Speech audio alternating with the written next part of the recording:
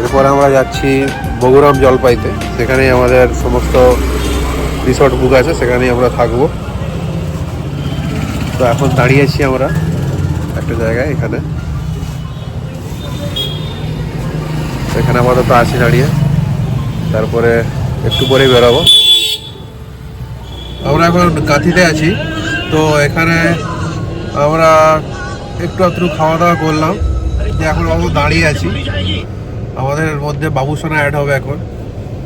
তো এরপরে আমরা যাব বগুড়াম জলপাইতে, সেখানেই আমাদের রিসর্ট বুক করা আছে, তো সেখানে আমরা আজকে থাকবো। তো আপনাদেরকে দেখাবো কেমন রিসর্টটা, কি ব্যাপার। তো ঠিক আছে, সঙ্গে থাকুন।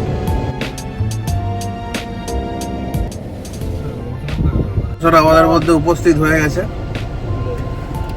তো